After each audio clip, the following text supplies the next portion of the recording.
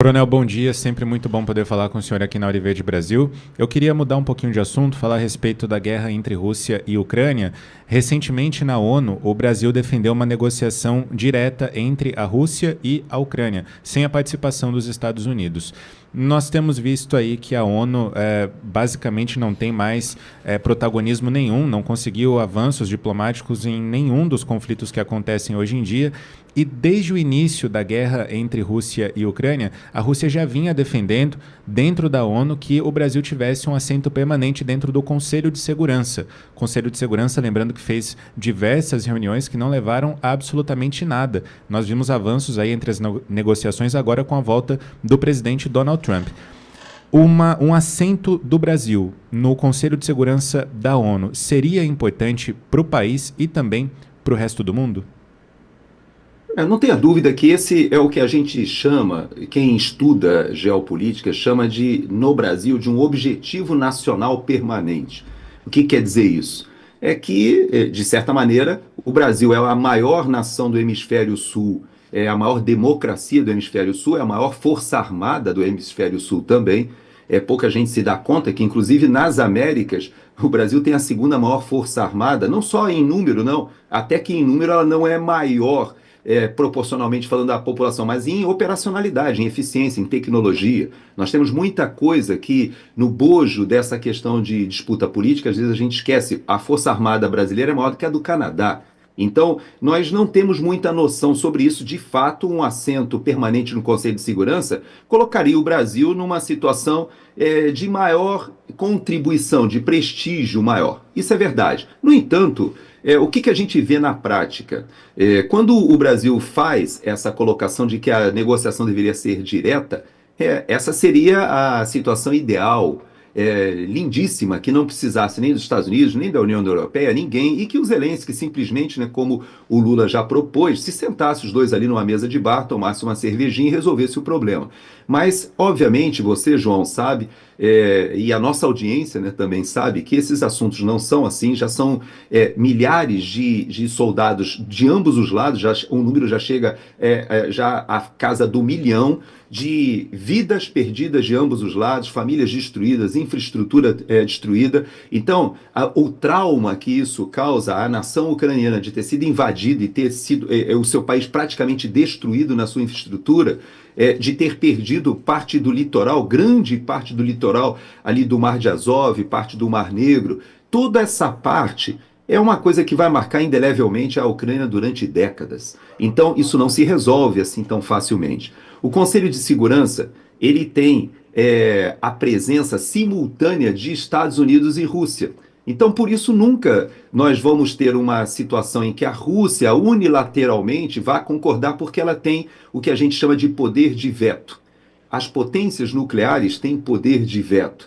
Então, China, Rússia, os próprios Estados Unidos, eles têm um peso completamente diferente. Eu já trabalhei nas Nações Unidas no antigo DPKO, que era o Departamento de Peacekeeping Operation, ou seja, Departamento de Operações de Paz. E quando eu trabalhei junto à ONU, eu percebi o seguinte, João, na ONU, o que interessa realmente é realmente o Conselho de Segurança. O restante, a Assembleia Geral, as agências, etc., fazem todo um trabalho periférico, porque quem toma as decisões centrais é o Conselho de Segurança. E se não houver a participação e, mais ainda, o protagonismo dos Estados Unidos para a solução dessa guerra, ela jamais ocorrerá. Não haverá possibilidade de impor a uma potência nuclear como a Rússia uma derrota, como gostariam muitos países. Até essa semana a França já alertou a sua população de que é possível que a França seja envolvida numa guerra. Existem países europeus que dizem que isso seria um absurdo. A própria União Europeia hoje já se prepara para investir na próxima década bilhões de euros, ou não se sabe, eu estou falando euros, mas essa semana foi anunciada também a CBDC da União Europeia, né? Então não sei se vai se chamar euro digital, mas seja como for, bilhões do orçamento desses países em defesa, porque eles percebem que durante décadas ficaram caudatários da proteção dos Estados Unidos. E hoje o Donald Trump já disse o seguinte, olha, o pagador de impostos aqui dos Estados Unidos me demanda outras prioridades. e vocês precisam chegar a um acordo. Por quê? Porque essa guerra no leste europeu, ela está prejudicando não somente a Europa, mas o pagador de impostos. Por quê? O maior contingente militar dos Estados Unidos fora da base territorial aqui dos Estados Unidos está na Alemanha. E justamente o presidente Trump pergunta: para quê? Por quê?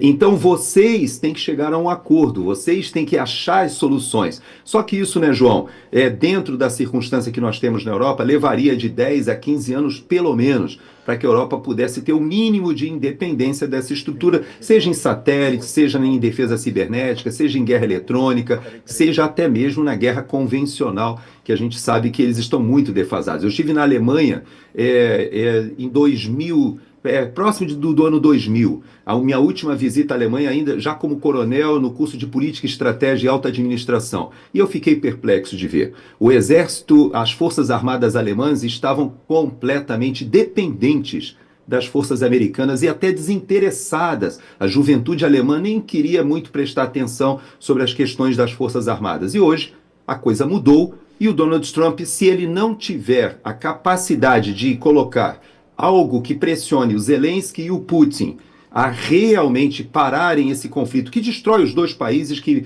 prejudica os dois países, certamente essa guerra ainda vai se arrastar por muitos e muitos anos. Eu creio que o Trump terá capacidade de realmente intervir nesse conflito, assim como está acontecendo no Oriente Médio. Existem bastante evidências de que ele tem usado o repertório que é muito maior do que a questão militar, entra na questão econômica, na questão política, no afastamento que interessa aos Estados Unidos da Rússia, da China. Existe uma questão geopolítica muito mais prioritária aqui para os Estados Unidos, que ela diz respeito a uma disputa com a China e não com a Rússia. A Rússia tem um PIB pequeno, na verdade ela tem uma grande capacidade militar, sim, industrial, sim, mas ela tem uma capacidade dentro desse jogo geopolítico mundial muito limitada. E os Estados Unidos sabem disso, que eles estão colocando esforço prioritário nos locais inadequados. E é isso que o Donald Trump tenta corrigir dentro da perspectiva do interesse dos Estados Unidos. Agora, cada país, cada grupo deve buscar os seus interesses. E o que ele tem mostrado é que essa guerra não interessa a ninguém, né, João? Esse Coronel Gerson Gomes, nas redes sociais, no @Gerson Gomes, para você ter todas as informações diante das publicações que o Coronel promove em suas redes sociais. Coronel, obrigado mais uma vez por estar conosco, tão querido pela nossa audiência, já esperando por ti na próxima sexta-feira. Vitória, eu deixo só um último assunto aqui para levantar essa bola, quem sabe na sexta-feira a gente aprofunda. O Eduardo Bolsonaro, que é o nosso embaixador da resistência ou embaixador da oposição hoje aqui nos Estados Unidos. Eu ouso afirmar, inclusive, que ele tem hoje uma importância maior para o Brasil que o Celso Amorim tem para o governo do PT, que é o grande embaixador de fato, né? Não de direito, mas de fato do Brasil. Ele que faz as articulações, seja com o Venezuela, Cuba, com os países do Oriente Médio ali mais ligados ao Irã. Ele tem toda uma ideologia, mas hoje nós temos o Eduardo aqui fora fazendo esse papel de um embaixador, por que não dizer, da resistência da oposição política no Brasil. Mas ele fez uma publicação ontem, Pitoli, e que eu queria desafiar a nossa audiência. Não vão para o final de semana sem lerem essa publicação que o Eduardo fez ontem em inglês. Essa publicação, ele alerta para os brasileiros que foram presos aqui nos Estados Unidos, um grupo que foi preso com grande quantidade de armamentos, inclusive drogas, que integrava uma conexão, um braço do PCC. E nesse documento e nessa publicação, o Eduardo Bolsonaro, num inglês muito bem redigido, já mostrando que ele sabe que ele tem um papel a desempenhar aqui nos Estados Unidos, ele coloca e alerta o Departamento de Justiça e o Departamento de Estado concitando os americanos a incluírem o PCC, o Primeiro Comando da Capital, naquela lista de organizações de cartéis que foram colocados como organizações terroristas. E isso tem implicações gigantescas, Pitoli. O Bukele, essa semana, ele fez uma afirmação para a presidente do México dizendo o seguinte: quando um país ele é dominado pelo crime organizado, e principalmente quando a gente percebe que o Estado não consegue coibir, controlar a evolução desse crime, significa que esse crime já está instalado no governo. E ele fez esse alerta para o México, que serve para o Brasil, né, Pitoli? Nós temos situações, temos aí um helicóptero, um piloto de helicóptero da polícia que toma um tiro na cabeça numa operação no Rio de Janeiro. A situação no Rio, em vários estados, está descontrolada, mas o Eduardo concita os Estados Unidos a incluírem uma organização criminosa brasileira na lista de organizações terroristas. Se isso acontecer, Pitoli, haverá grandes consequências, porque como o Bukele falou, nenhuma organização criminosa consegue esse poder se não tiver braços enraizadas, imiscuída junto ao poder político. Então, muita coisa pode vir a acontecer. Te desafio a gente entrar nesse tema na semana que vem, Pitoli. Perfeito. E queria também entrar na semana que vem num outro tema com o senhor, que são os documentos liberados pelo Trump com relação à questão envolvendo John F. Kennedy, né? Kennedy, a morte de Kennedy, e que vai em 1961, Leonel Brizola, que nega ajuda de Mao Tse-tung e Fidel Castro com medo dos Estados Unidos. E o Brasil agora, que é a ajuda do Xi Jinping, que é a ajuda do Miguel Dias-Canel, ou seja, nós estamos falando de 64 anos depois, Lula não entendeu a mensagem de Leonel Brizola lá em 61. E a gente do lado errado de novo do muro, coronel. Pois é, e acaba que você levanta outra bola para sexta-feira que vem, que a gente vai estar ali nas proximidades do 31 de março. Você sabe que eu vivi 32 anos no Exército e percebi que, com o passar dos anos, aquilo que realmente se transformava numa cerimônia de lembrança do que foi a contra-revolução ou a revolução cívico-militar, seja como se chama, ou golpe, né, como a esquerda diz, de 31 de março de 1964, essas celebrações que eram feitas, ou cerimônias que rememoravam isso, elas foram diminuindo, né, Pitoli? Mas sabe o que aconteceu esse ano? E eu ouso afirmar que o 31 de março de 2025, graças a Alexandre de Moraes e Lula, graças ao fato deles errarem na dosagem, errar a mão, eles conseguiram revigorar o 31 de março. E eu já estou vendo movimentações nas redes sociais, que até alavancadas por isso que você colocou, né, sobre essa reverberação desses documentos que mostram essa conexão da China, Cuba, com o Leonel Brizola, lá no Rio Grande do Sul, que era o governador da época.